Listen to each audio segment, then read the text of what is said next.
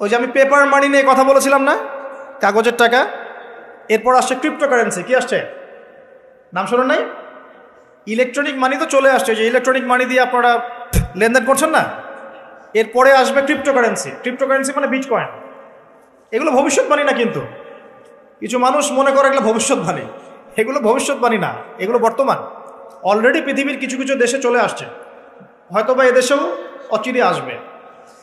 তো মনে করেন এখন আপনি একজন সাধারণ মানুষ, ক্রিপ্টোকারেন্সি কী জিনিস আপনি বোঝেন না।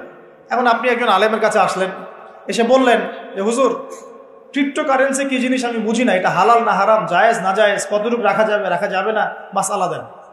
এখন আমি যদি আপনাকে বলি এই যে ভাই নেন কোরআন, এই যে তাফসীর ইবনে কাসির নেন, জালালাইন নেন, মারিফুল কোরআন নেন, এই যে বুখারী, মুসলিম, তিরমিজি, আবু দাউদ, নাসাই, সবগুলো নেন, বাসায় গিয়ে পড়াশোনা করে মাসআলা বের করেন, পারবেন? সম্ভব? সম্ভব কি? কে পারবে? যিনি মুস্তাহিদ। আর একটা সমাজের মধ্যে মুস্তাহিদ মানুষের সংখ্যা কতজন থাকে? অল্প কিছু। বেশিরভাগ মানুষই তো অন্ধ অনুকরণ তাকলিদ করতে হবে তাকে। তখন এই যে আপনি আমার কাছ থেকে মাসআলাটা জানলেন, এই মাসআলা জেনে নেওয়াটা কি আপনার জন্য উচিত না অনুচিত? আপনার এই মাসআলা জেনে নেওয়াটা কি উচিত না অনুচিত? এই মাসআলা আমার কাছে বা আলেমের কাছে না জানলে কিভাবে শিখবেন আপনি? শেখার জন্য আপনাকে আসতে হবে না? এটাই মাযহাব, এটাই মাযহাব। এখানে বিভ্রান্তির কোনো সুযোগ নাই যে আমি এগুলা মানি না, আমি খালি বইপত্র একা একা পড়বো, আলেম হয়ে যাবে, সম্ভব না। যখন আমরা কলেজে পড়তাম অনেক সময় মনে হতো যে হয়তো বা সম্ভব, যখন পড়া শুরু করেছি তখন দেখছি যে না, এই সমুদ্রে ডুব দেওয়া কেবল শুরু, এর তলানি খুঁজে বের করতে 100 বছর লাগবে মনে হয়। আল্লাহ ভালো জানেন। আল্লাহু আকবার। দিনের জ্ঞান এত বেশি। আলী রাদিয়াল্লাহু আনহু একটা কথা বলে দেই, দিয়ে সামনে যাচ্ছি।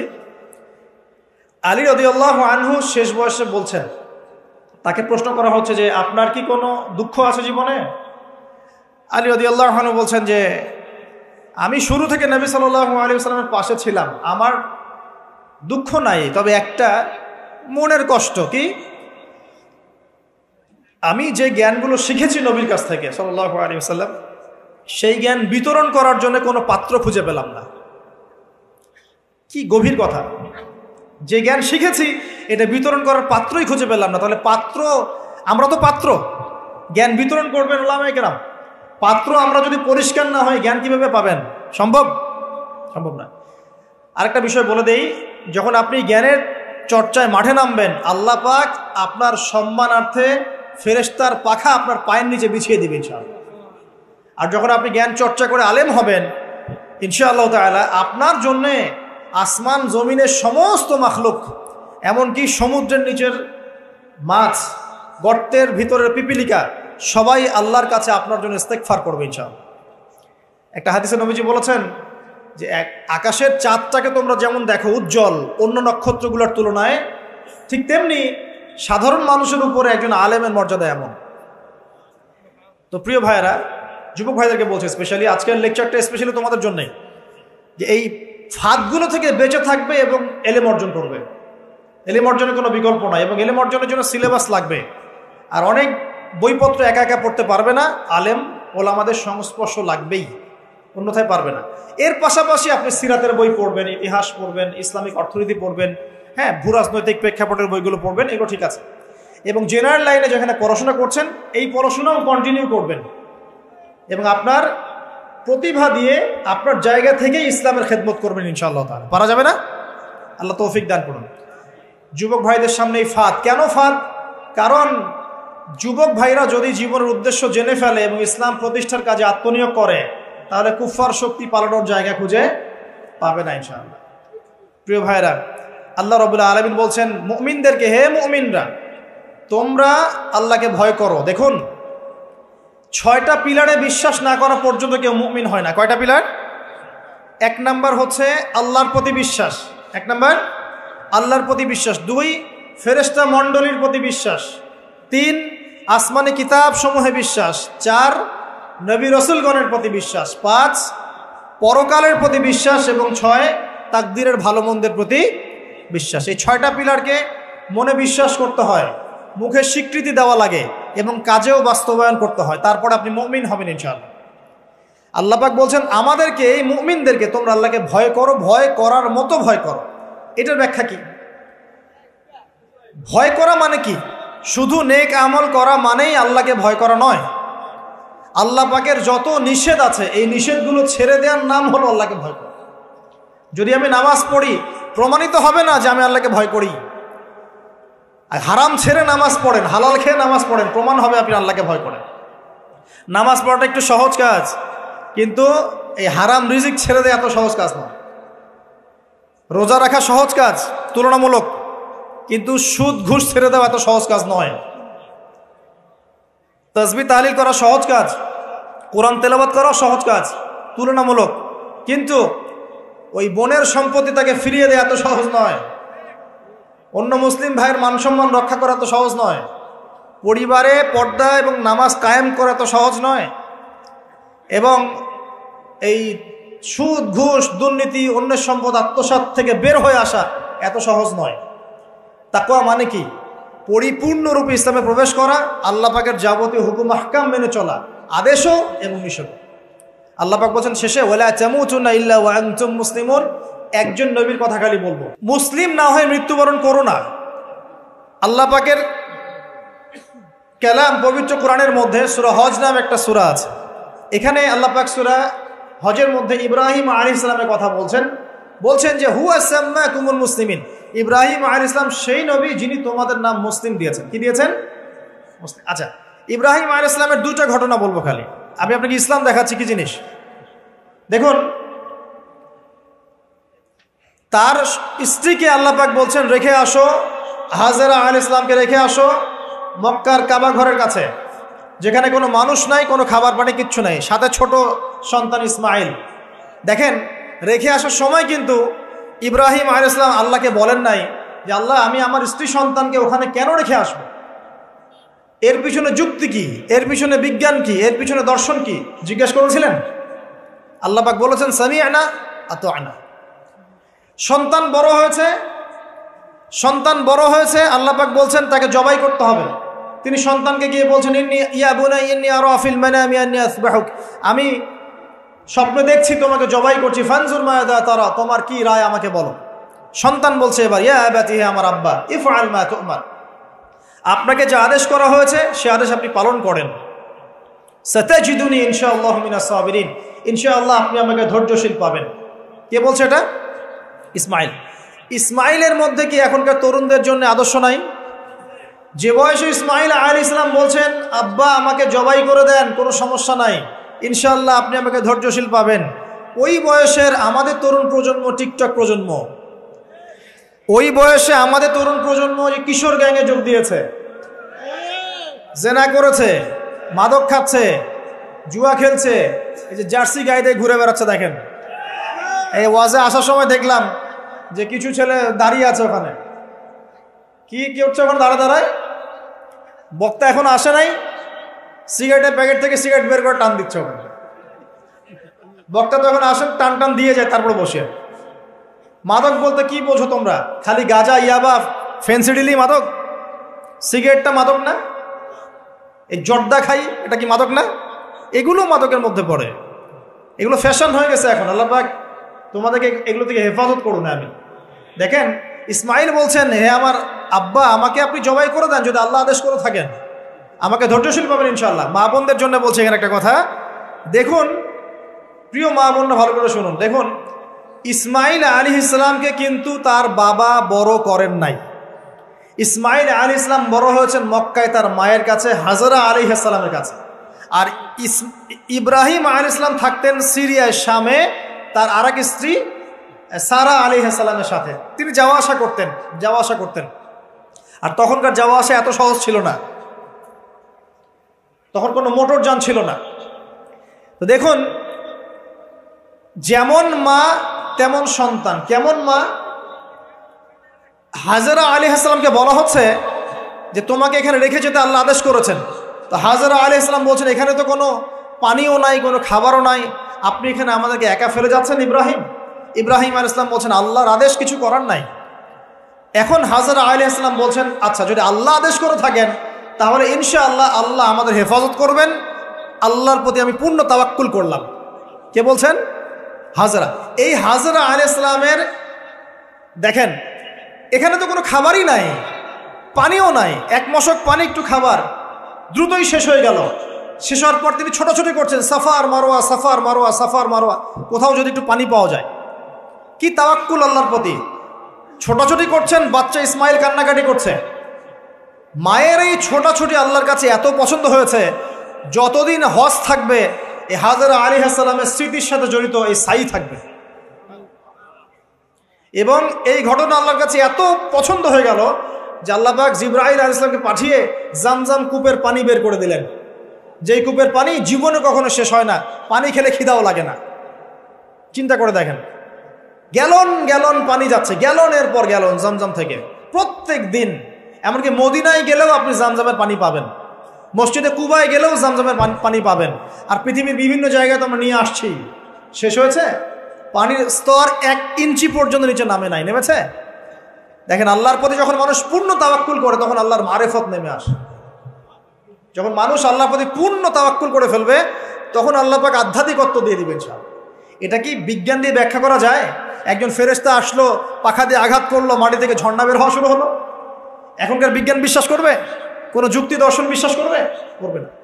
এই যে মা, তাওয়াক্কুল কারিনী মা, তার গর্ভ থেকে জন্ম নিয়েছে ইসমাইলের মতো সন্তান, যে বলছে আব্বা আমাকে জবাই করতে চাইলে করে দেন, কোনো সমস্যা নাই, আল্লাহর ইনশাআল্লাহ আপনি আমাকে ধৈর্যশীল পাবেন। এই জন্য বলি, আমাদের পরিবারের মায়েরা যদি হাজরা আলাইহিস সালামের মতো হতে না পারে তাহলে ইসমাইলের মতো প্রজন্ম তৈরি হবে না। অতএব প্রিয় মা ও বোনেরা, একটা নসিহত যথেষ্ট আপনাদের জন্য, যে নিজেরা হাজরা আলাইহিস সালামের মতো আল্লাহর প্রতি পূর্ণ তাওয়াক্কুল কারিনী হয়ে যান, নামাজ ছাড়িয়েন না। কোনো মহিলা যদি মাত্র 4টা কাজ করতে পারে, নবী সাল্লাল্লাহু আলাইহি ওয়াসাল্লাম বলেছেন জান্নাতে যাওয়ার জন্য সবগুলো দরজা খুলে দেওয়া হবে। 1 নাম্বার, কোনো মহিলা যদি 5 ওয়াক্ত নামাজ পড়ে, এখানে শুধু ফরজ নামাজের কথা বলা হচ্ছে, নফলের কথাও বলা হচ্ছে না। 2 নাম্বার, যদি একজন মহিলা রমজান মাসে সওম রাখে, ফরজ সওম, ফরজ রোজা, নফল রোজার কথাও বলা হচ্ছে না। 3 নাম্বার, যদি মহিলা, একজন নারী যদি তার সতীত্বকে হেফাজত করতে পারে, পর্দা মেনে চলতে পারে। এই পর্দা বলতে আমরা ডিজিটাল বোরখা বোঝাচ্ছি না। পোশাকটা এমন হবে না যে পোশাক পরেও গায়ের কাঠামো কতটুকু আটোসাটোটা বোঝা যায়, এই বোরখা চলবে না। বোরখা এমন হবে না, পোশাক এমন হবে না যে বাহির থেকে ভিতরের অঙ্গ দেখা যায়, এই বোরখা চলবে না। পোশাক এমন হবে না যে পোশাকটা পুরুষদের পোশাকের সাথে সাদৃশ্য আছে, গেঞ্জি টি শার্ট পরা যাবে না। পোশাকটা এমন হবে না যেই পোশাকটা অমুসলিমদের সংস্কৃতির সাথে বা ধর্মীয় কালচারের সাথে সাদৃশ্য আছে, এমন পোশাকও চলবে না।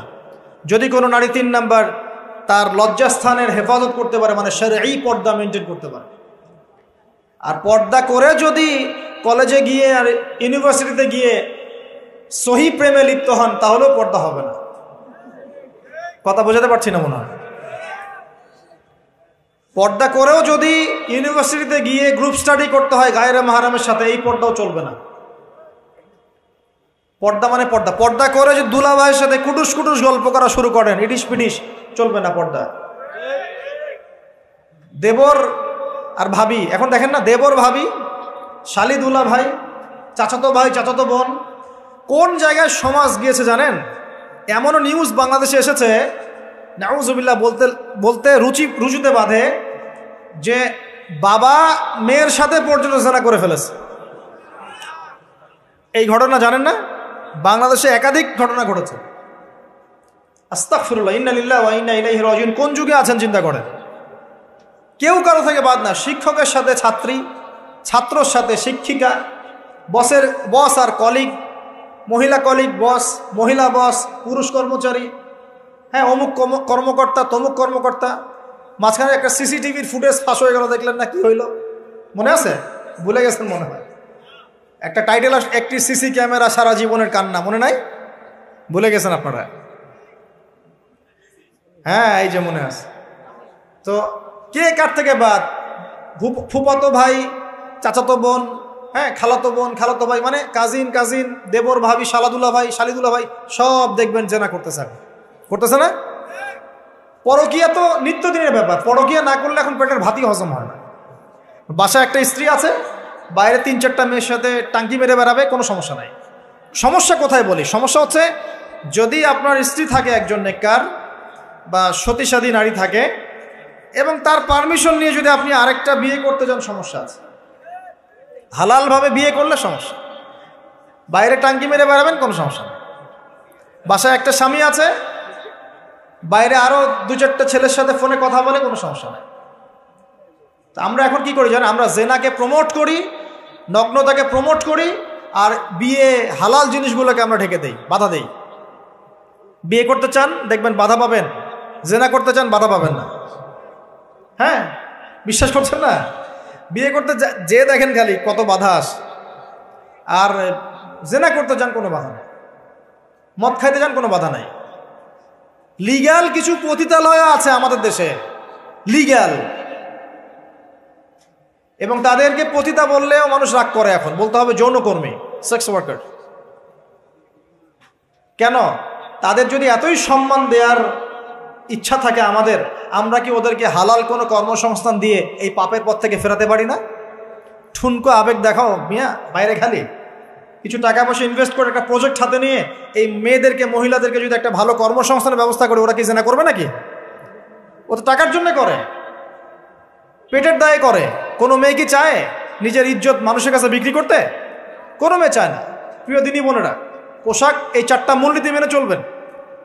পোশাক এমন হবে না, আটো-সাটো পোশাক চলবে না, পাতলা পোশাক চলবে না, বাইরে থেকে ভিতর দেখা যায়, পুরুষের পোশাক চলবে না, এবং অমুসলিমদের সাদৃশ্য আছে এমন পোশাক চলবে না।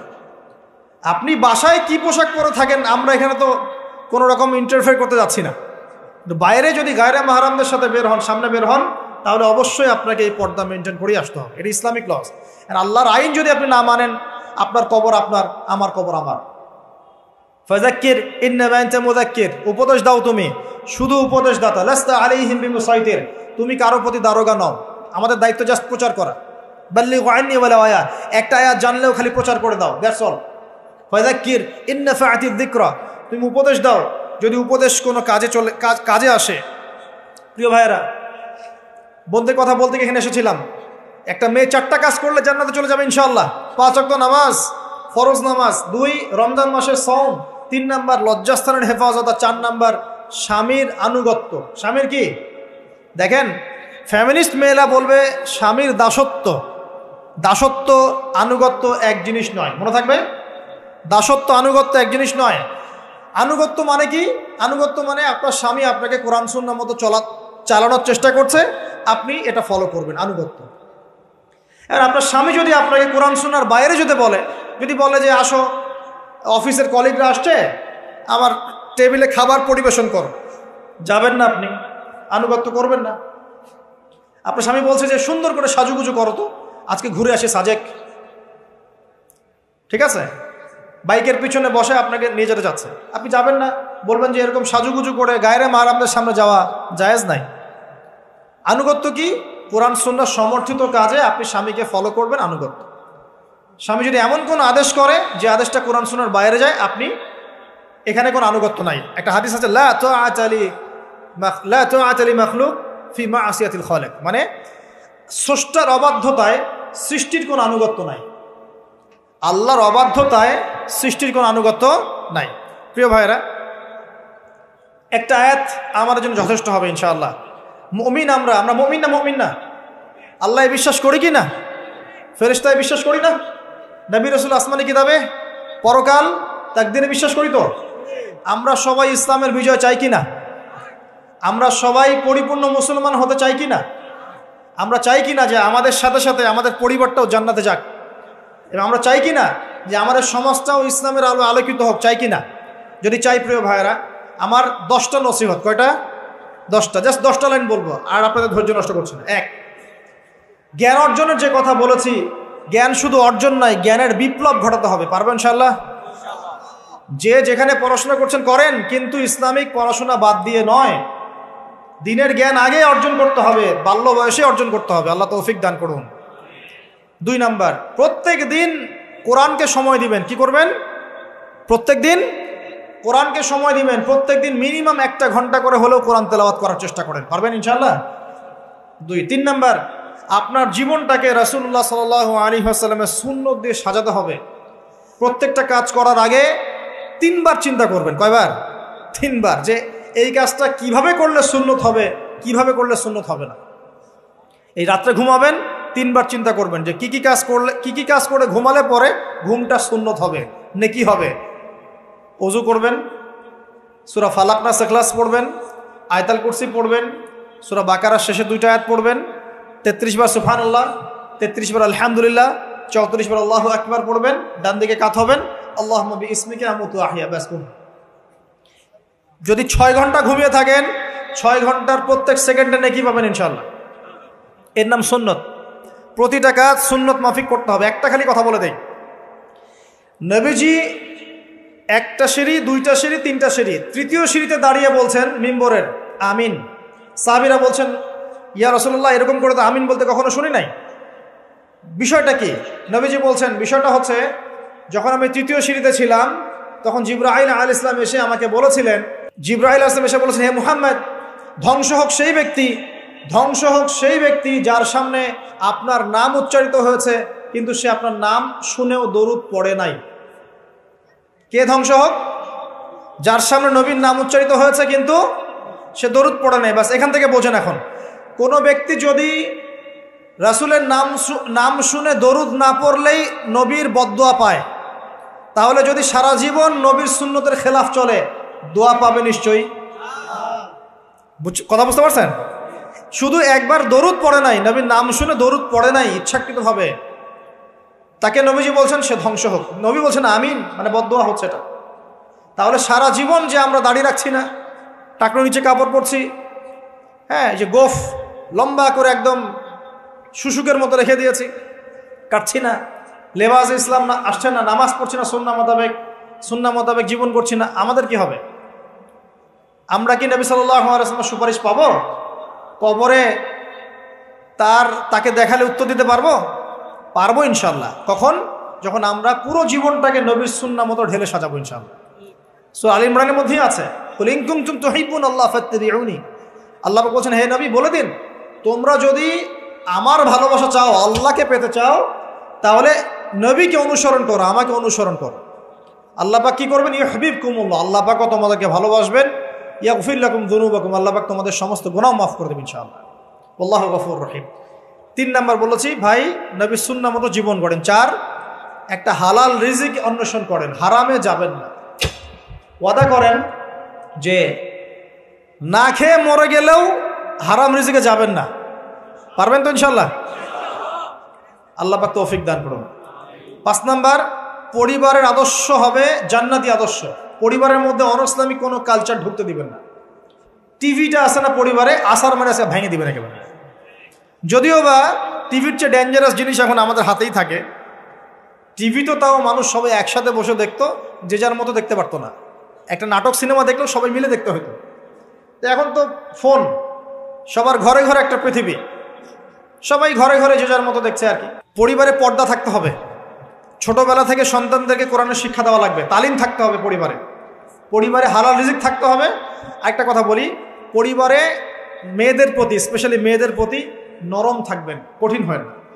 কারণ আমার অভিজ্ঞতা থেকে বলছি ভাই, নারী জাতির প্রতি কঠিন হয়ে কোনো ফায়দা নাই। যত কঠিন হবেন তত সমস্যা। আর এই ব্যাপারে আপনার চেয়ে আমার অভিজ্ঞতা 1 ধাপ বেশি, মাত্র 1 ধাপ।